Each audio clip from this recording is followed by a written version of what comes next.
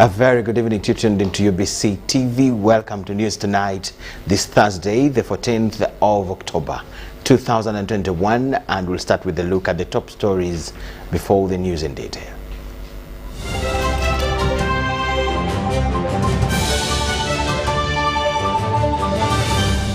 Brought to you by How to get points. Just use MTN to make calls, send SMS, load airtime, buy bundles, or pay for MTN subscription services. Everywhere you go, MTN.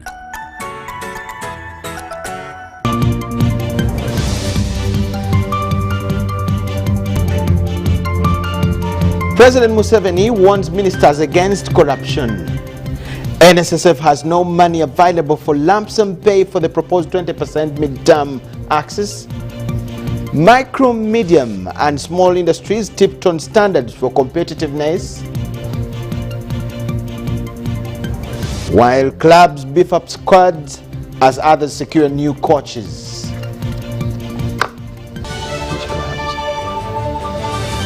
Was brought to you by Everywhere you go, MTN. UBC News Tonight. Welcome once again. It's me, Micheal Jordan Lukomwa, with the lady herself, Elizabeth Nakakoni, our sign language interpreter. Members of cabinet have been cautioned against accepting favors and bribes from the business community, which could breed corruption tendencies. President Kaguta Museveni, who describes such acts as a form of illegal tax, says this could scare away potential investors from Uganda. He was closing a two-day ministerial retreat at Kololo airstrip, where he emphasized the need to reduce the price of electricity for manufacturers.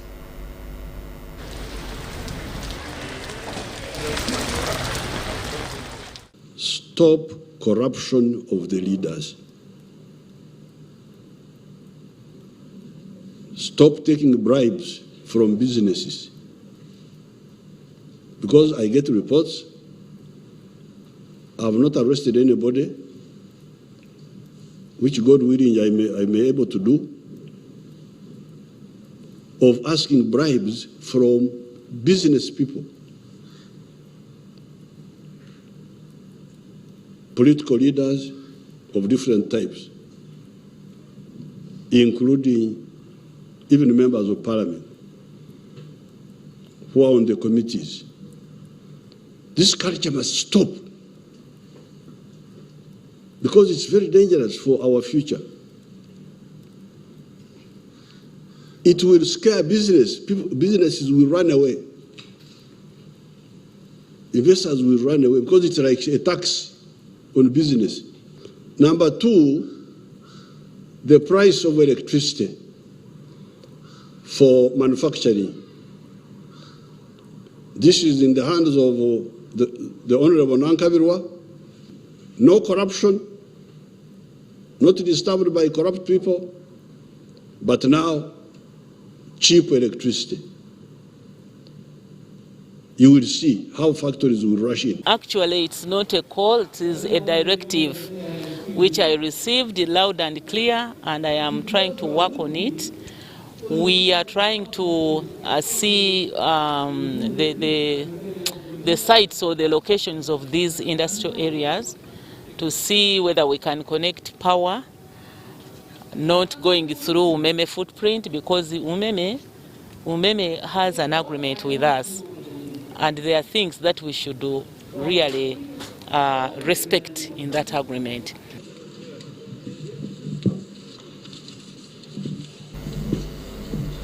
That is the Honorable Ruth Nankabirwa and President Kaguta Museveni at the ministerial retreat that was in Kololo today. Meanwhile, the National Social Security Fund is considering to pay the proposed 20% mid-term access in a staggered manner, since it has no money available for lump sum payments if Parliament passes the NSSF amendment bill. The NSSF Executive Director Richard Byarugaba told the Parliamentary Committee on Gender that savers money was borrowed to Tanzania, Rwanda, Kenya and the government of Uganda in long-term investments. While considering the amendments in the National Social Security Fund Bill, Members of the Parliamentary Committee on Gender have learned that NSSF has no money ready to pay immediately if the law is passed to provide for 20% mid-term access of savers who clock 45 years and have served for 10 years. The NSSF Managing Director Richard Byarugaba told the committee that they will need enough grace period to mobilize funds. Without the law, we will be paying out 938 billion shillings this year. As a result of the new law, we'll be paying out an additional 900 billion shillings, which will bring the total to 1.8 trillion shillings that we need to pay out this year. That is equivalent to over 10% of the fund. Byarugaba also told the committee that savers' money was borrowed to East African countries through buying treasury bonds, which are long-term investments, because they didn't anticipate this amendment in a short period of time. 7.6 trillion was invested in Uganda, 2.7 trillion in Kenya, 1.4 trillion in Tanzania, and 28 billion in Rwanda. Currently, NSSF, which collects shillings 125 billion a month, is worth 15.6 trillion, and they have been paying out 938 billion annually to savers who clock age limit. But with the new amendment, 20% of the intended beneficiaries is equivalent to 902 billion shillings, and this, according to NSSF, stretches the potential total payout up to 1.8 trillion annually, which is 10% of the fund. There is also fear that the 20% mid-term access may cause inflation. As you know, our fund is invested in long-term investments, and therefore getting all this money out at the same time would have a detrimental effect. One, it would have a detrimental effect on the fund itself because we don't have these assets and liquidity waiting there to be paid out. Secondly, we do not have the money that is going to be paid out is paid out to individuals, and because it's not significant in the scheme of things, it could lead to inflation, especially if the money is not big for people to reinvest in other big projects. So we think that we can handle the payment of the benefits, definitely, but it would have to be done in a staggered manner.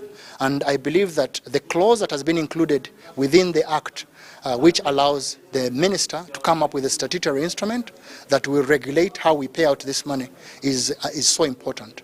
So at the end of the day, definitely the money will be paid out. If you have the figures and you know the number of people that are credible to getting payments as and when they need to, then why do you keep saying you don't have money as an NSSF? I have seen the figures there. But if you plan properly, as you have shown us clearly that you can plan and cater to these people, then why should that be a question of not having enough money? You said you should go, you politicians and others, educate the people about the benefits. But I'm employing you to do that for me. How far have you gone? In August, President Museveni cleared workers to have mid-term access to National Social Security Fund savings and directed the Minister of Gender, Labour and Social Development to make changes to the bill and return it for consent. Bernard Higa, UBC News. The Uganda Police Force has embarked on re-equipping its officers investigating sexual, gender and domestic violence related cases. The 3 days training has been opened by the Commissioner of Human Resources in the Uganda Police, Dr. John Kamya, who justified inadequate service in remote areas. Respect.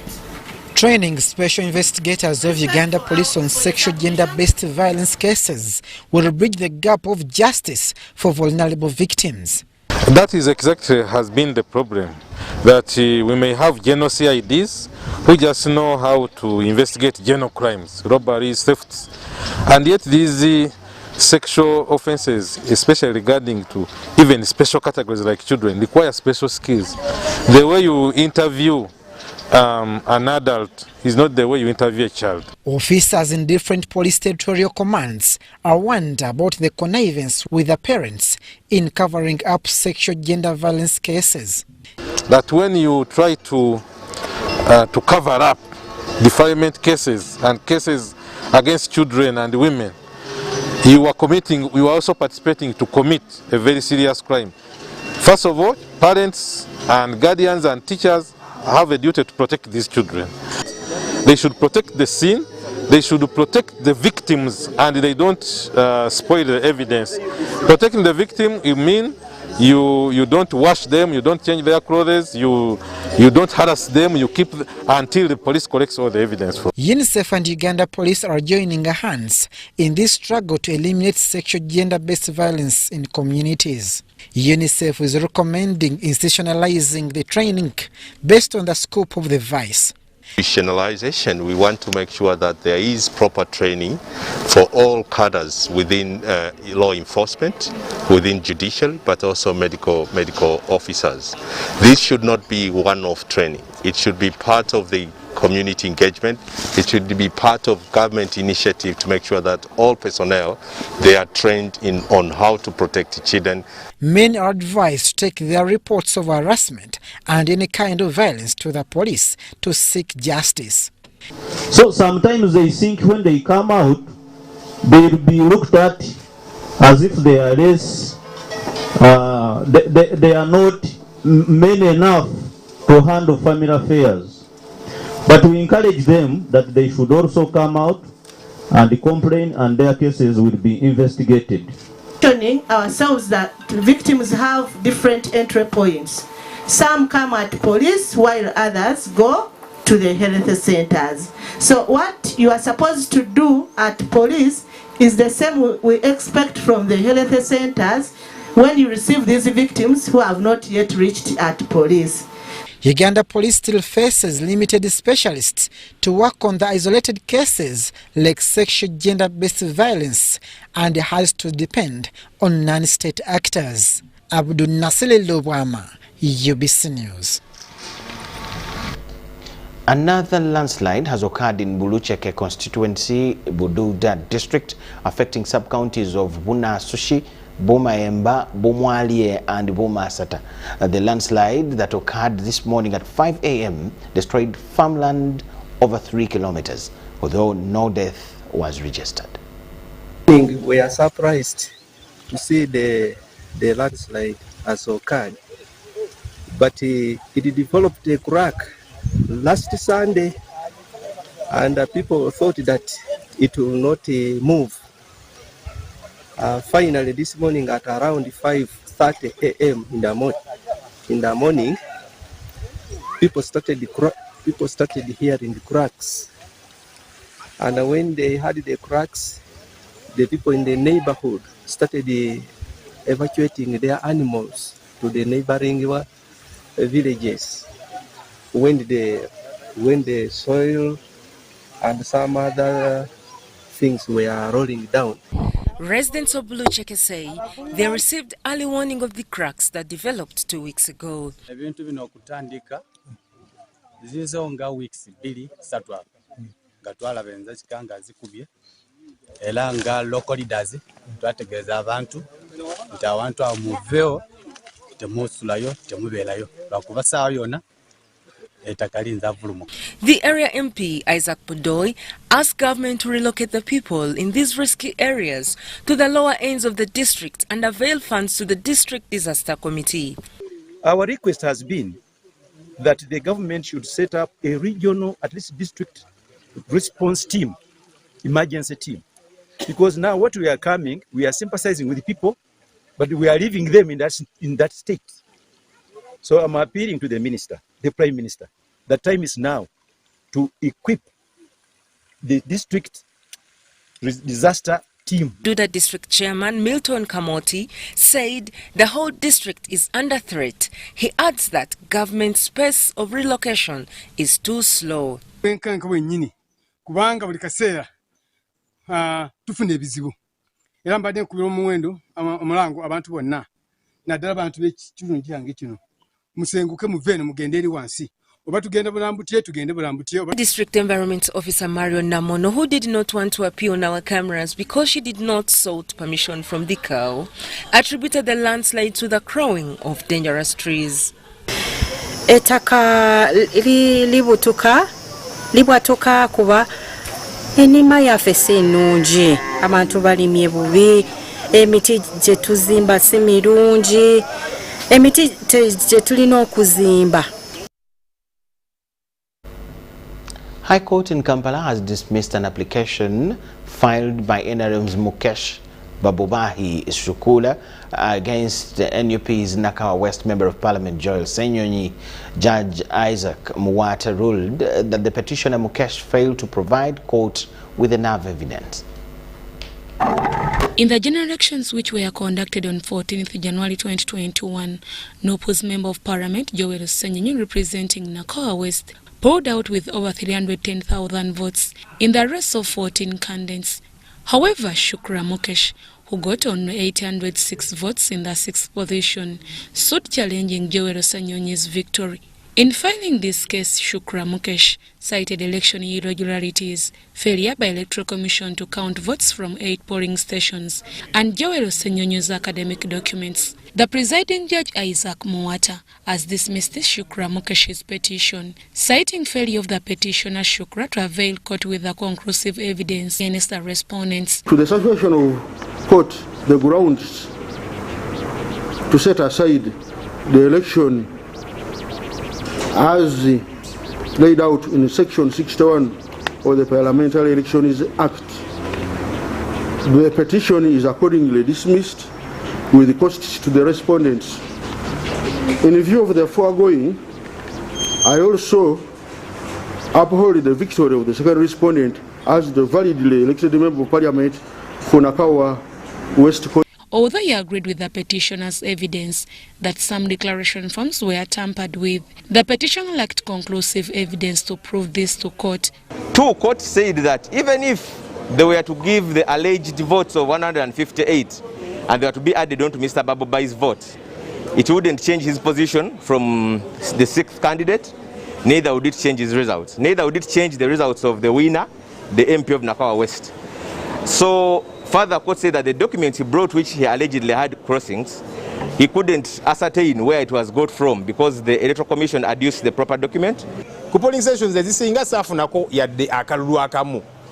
Kwegamba olabira ddala munnange omuntu yajja mu kooti nga tali organized, alina balooya abatali organized. But the petitioner Shukra Mukesh and his lawyers vowed to appeal against the judgment. Obviously, we are not happy because there were two major issues which are not being handled by the court yet, which is residency of Honorable Joel, and the second is his identity, so which we are going to handle it through NIRA. That we note as the petitioner's team is one. The act or the action of the Electoral Commission not making appearance in this petition. Yet most of the things we are complaining about are entirely and were done or contributed to by Electoral Commission. And on several occasions you have been in court seeing us applying for having the witness from EC to come to court, right? After dismissal of the petition, NUP's Joel Senyonyi is a duly elected Member of Parliament for Nakawa West constituency. Deborah Namamonde, Nantongo Rebecca, UBC News. UBC News tonight. From court, we'll take a very short break. Please keep it with us.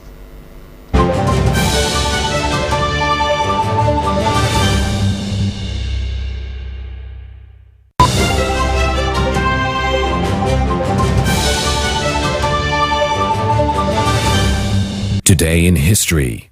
On the 14th of October 1964, African-American civil rights leader Martin Luther King was awarded the Nobel Peace Prize for his nonviolent resistance to racial prejudice in America. At 35 years, the Georgian-born minister was the youngest person ever to receive the award. Influenced by Mohandas Gandhi, Luther King advocated for nonviolent civil disobedience to racial segregation, a protest he led throughout America. The Ministry of Agriculture, Animal Industry and Fisheries, together with the Food and Agriculture Organization of the United Nations, the National Agriculture Research Organization, and partners will host this year's World Food Day commemoration at National Agriculture Research Laboratories in Kawanda on Saturday, 16th of October 2021 under the theme, Our Actions Are Our Future, Better Production, Better Nutrition, a Better Environment, and a Better Life. The National World Food Day event is by invite only,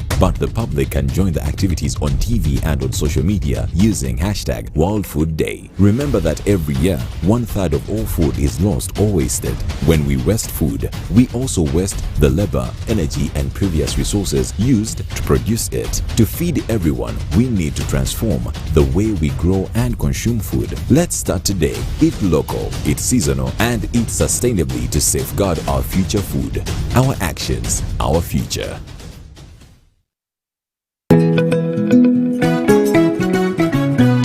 My home, I smile when I think of you, Uganda. My home. My home, I dance when I look at you, Uganda. My home, oh my Uganda. I know, with you I'll always stay forever. I know, because I feel that we belong together. My home, under the sun so bright, under the moon at night, on my heart, mommy, oh my Uganda. Hey, mama. At MTN, we look forward to starting another exciting journey together to grow our home, Uganda.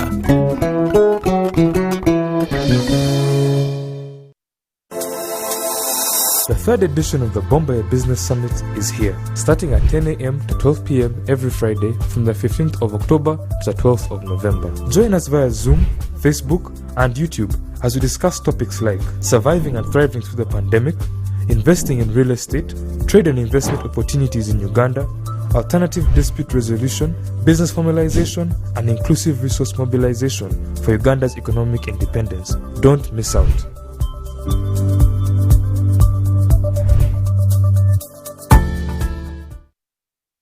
Uganda Revenue Authority, developing Uganda together.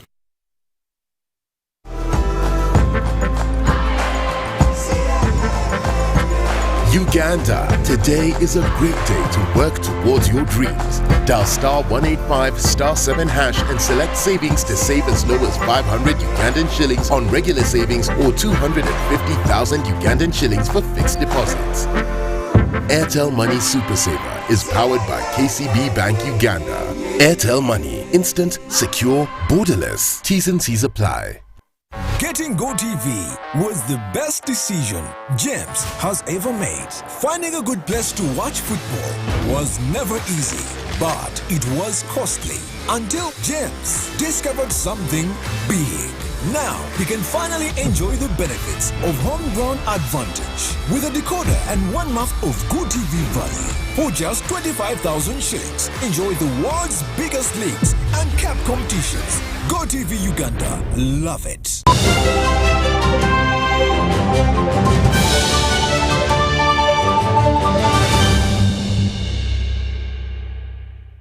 So much for watching and welcome back from the break. It's UBC Business News tonight. Micro, small and medium enterprises have been urged to comply with the set manufacturing and production standards in order to boost their competitiveness in the local, regional and international markets. The call has been made as the country joins the rest of the world to mark the World Standards Day. Its compliance will encourage innovation, promote import substitution, and ensure the public's health and safety. We have the Buy Uganda, Build Uganda. But as we encourage people to buy Uganda, products from Uganda, our products must be competitive. We are having cases of cancer raising. You want to make money, but you are killing Ugandans. You are killing your business. In professionalism, that is myopic. Self-standardization and regulation is a factor in improving the quality of products to attract more investment, fair competition, and revenue for entrepreneurs. The issue is, what are we prepared to sell to those markets? We have enough of products to sell to those markets. What remains is for us to embed and embrace quality standards so that all products that we produce and sell should be able to conform to the requirements of these markets. The more we produce competitively, the more we are able to provide jobs, and the faster we are able to translate or transport Uganda out of being the 23rd poorest country to a middle income status country. To boost verification and enforcement of standards, the Private Sector Foundation Uganda recently donated 2.5 billion shillings for setting up a mobile laboratory testing for consumer products. For us, as Private Sector Foundation, we thought the Bureau lacked the capacity at the time to test, for instance, masks, to sanitizers, and the rest of the goods. So we have donated equipment here which can help them to do that. But the good thing about this equipment is that it does not test only, for instance, COVID-related goods like masks. What can test masks can test textiles and fabrics. We can now be able to go and undertake tests, especially providing the tests for aflatoxins within the maize value chain, from the warehouses, from the millers, and so on.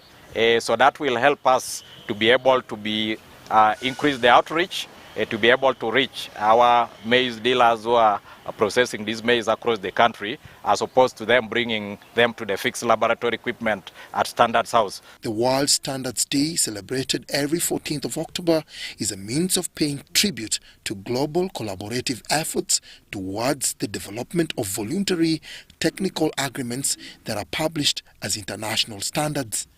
Dennis Igor for UBC Business.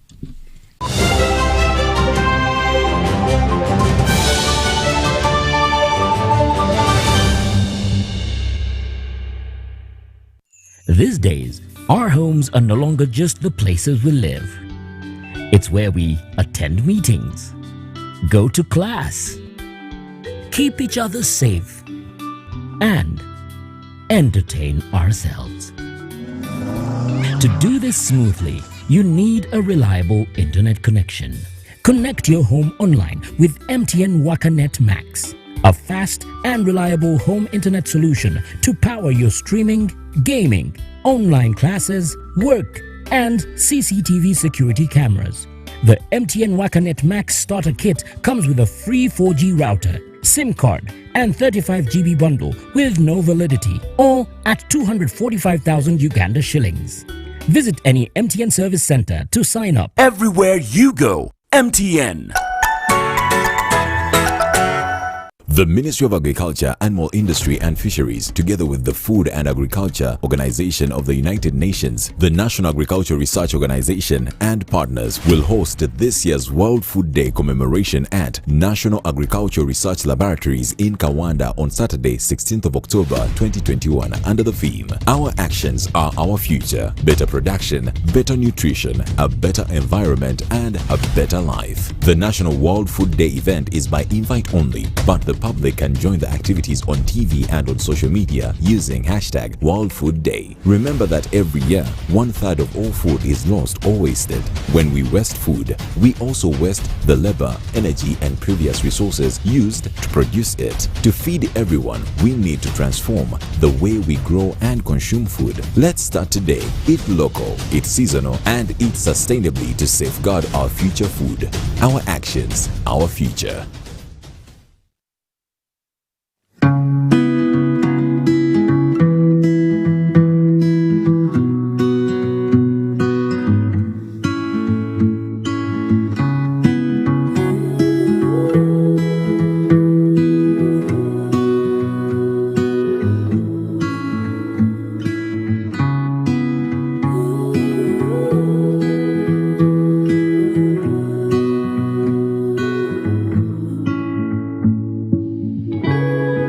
Vaccinated today so we can get closer to the normal way of life. Echa COVID-19 chija kugwa.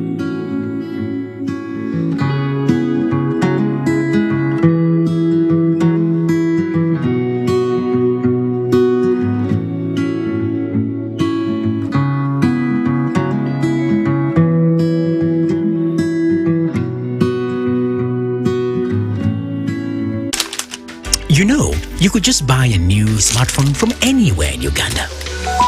Dial *175 *94# to activate their 100% double data bonus offer on weekly or monthly bundles for 3 months.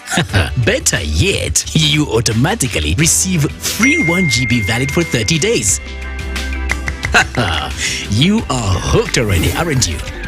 Enjoy 100% double data bonus from Airtel. Buy a smartphone from anywhere in Uganda and insert an Airtel SIM card. Dial *175 *94 hash to activate a 100% data bonus offer on weekly or monthly bundles, valid for 3 months. Dial *175 hash and select your preferred bundle to activate a 100% data bonus offer on weekly or monthly bundles, valid for 3 months. Airtel, the smartphone network.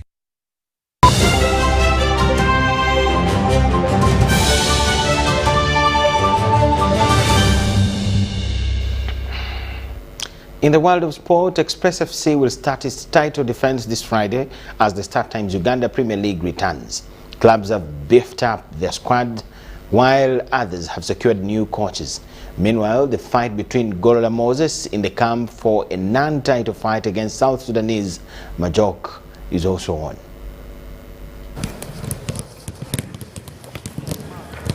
After almost 4 months without league action, the Start Time Uganda Premier League returns. Defending champion Express FC will battle new entrants Al Wahil, eyeing to defend the title. Al Wahil, that finished the entire big league season unbeaten, are the boys to watch. They play at Wankuku Stadium, and the game shouldn't be underlooked. Express have maintained almost their entire squad that helped them win the title, making additions of Deus Bukenya, Joel Mutakuba and Nicholas Kasozi to the squad. 2 other games lined up on the day. Ondopalaka FC, that failed to impress last season, takes on UPDF FC at the Greenlight Stadium in Arua, while Mbarara City plays Lotio Brai Stars at Kacheka Stadium. Meanwhile, Ugandans had to be graced with some kickboxing action during the festivities. James Majok, who defeated Gorola Moses, will be in Uganda for a rematch against Watermouth Gorola Moses on December 26th. Gorola has officially entered camp, training not to disappoint his fans. Course wayinza okubeerawo challenge nti mbadde maze ebbanga ddene nga sirwana kyova olaba kino kindeetedde okunganyingira camp obudde nga bukyali. Nzikiriza Katonda ennaku eziwera ddala ekinaana bwe nabanga nzikoze training constantly ngenda kubeera ng'omusajja ono mukuba. This will be an untitled fight, and Gorola looks to revenge against the praised Majok in a 6-round contest. And in tennis, the East Africa Zone 4 Junior Championship continues in Lugogo. Uganda's had a fair start at the tournament, Tony Blair defeating Nyamnyola Julius of Burundi. Abdulatif Senyondwa, on the other hand, was defeated by Miki Giraneza of Burundi. 4 countries, including Kenya, Tanzania, and Burundi, are taking part at the tournament that climaxes over the weekend. Thank you so much for watching, and we now come to the end. But before we close, let's first look at the weather forecast with Kutesa here. Depending on UBC, Kutesa Mili with your weather update. We are still having thunder showers, more especially in southern part of our country. This is brought in by the rain belt that is still over Africa, including our country, Uganda, plus the moist winds that are blowing from Congo airmass towards our country, enhanced with the Lake Victoria. That is the rainfall that we are receiving, more especially in southern part of our country. Tomorrow morning, we expect to wake up with a bright and a sunny day most parts of our country. Apart from some few areas across the lake shores, I expect you to have light showers. Afternoon hours, though, we expect a pickup of thunder showers in most parts of the southern part of our country. The northern part of our region is expected to continue with sunny intervals.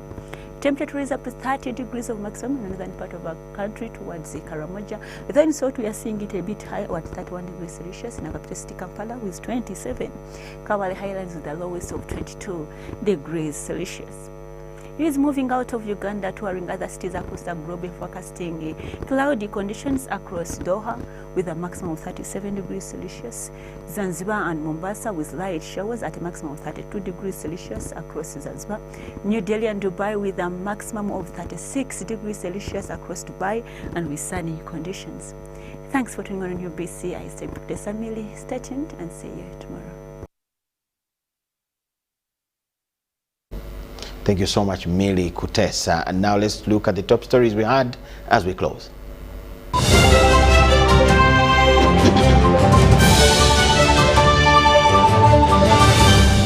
Brought to you by How to get points. Just use MTN to make calls, send SMS, load airtime, buy bundles, or pay for MTN subscription services. Everywhere you go, MTN.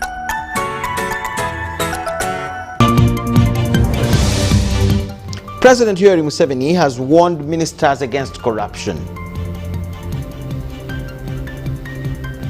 The NSSF has no money available for lump sum pay for the proposed 20% midterm access. Micro, medium and small industries tipped on standards for competitiveness. While in sport, clubs have beefed up their squads as others secure new coaches to prepare for the new league season. Was brought to you by Everywhere You Go, MTN. That is all we had for you for now. Thank you so much for watching. Let's catch up at 10 p.m. For now, bye-bye.